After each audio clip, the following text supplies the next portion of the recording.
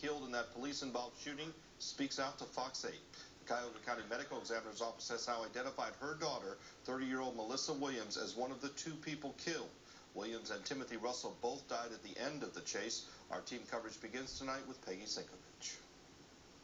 I was shocked. Martha Williams says she's heartbroken and doesn't understand why her daughter, 30-year-old Melissa Williams, was allegedly killed by Cleveland officers during a police-involved shooting. I just bust out into tears.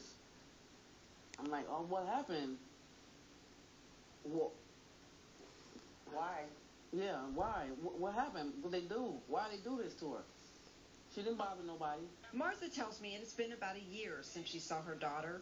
Saturday evening, she sat in her sister's Garfield Heights home and looked at pictures from past years when everyone was together celebrating Thanksgiving. Family members say Melissa suffered from mental health issues, but had many people that loved her. She want to know why. I mean, it's just uncalled for when they did that. We want justice for her. Police officials say the 25-minute chase started after an officer outside the Justice Center said someone from the suspect's vehicle fired a shot at him. The chase ended in East Cleveland. The 2 died after 13 Cleveland police officers fired off 137 rounds. Officials say no gun or shell casings were found in the suspect's vehicle. East Cleveland police are investigating. I want answers. And I want to be truthful. I want the truth to come out. Cleveland Safety Director Martin Flask and Police Chief Michael McGrath say they want to express condolences to the friends and family of the 2. McGrath has asked the FBI to assist in the review of the case. The Cleveland police officers involved in the shooting here in East Cleveland are currently on leave. A police union official tells me that they have not yet been able to give their side of the story to investigators. City officials say the chase has raised a number of issues and concerns, including if the use of force by officers was necessary. Russell had a prior charge of robbery and failure to comply with orders of officers.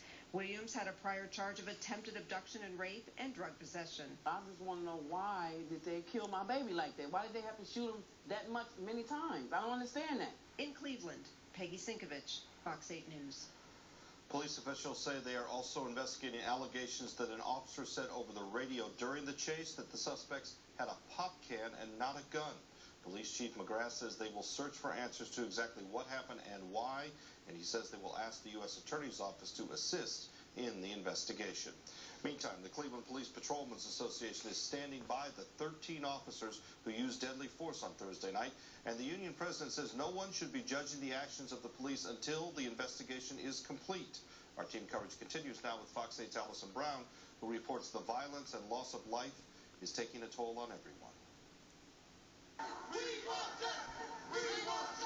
There is sadness here at 22nd and Lakeside Saturday night. If you live in a world where you got that much hate, you shouldn't be here. Friends and people who stayed with Melissa Williams at a women's shelter are saying their goodbyes. She was funny. She wasn't a bad person. It hurts, though, because she went out such a harsh way. People here at this vigil say even though they weren't related to Melissa Williams, they were family, and they just want to see her get a proper burial. We live with her every day, family. That's my sister. We love you, Melissa.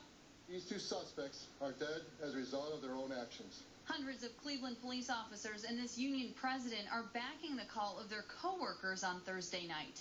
At a press conference Saturday at the CPPA Hall, the union president talked about why officers shot 137 rounds at Williams and Timothy Russell. The suspects, which were in the vehicle, violently rammed a police car and almost struck an officer. Fulmer says they didn't stop there. He says the suspects tried to ram a second cruiser here in this East Cleveland parking lot. For anyone who was not there to judge them without knowing all the facts, or to blame anyone else but the 2 occupants of the car for their own death, is ignorant and self-serving. The investigation is ongoing in East Cleveland because that is where the chase ended.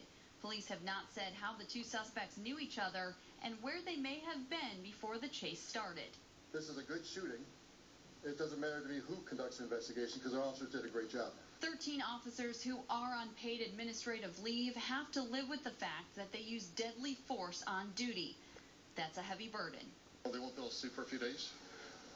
They'll be just assigned to a gym for 45 days just to try to work out, get their mind clear a little bit. But it sticks in your head. In Cleveland, Allison Brown, Fox 8 News.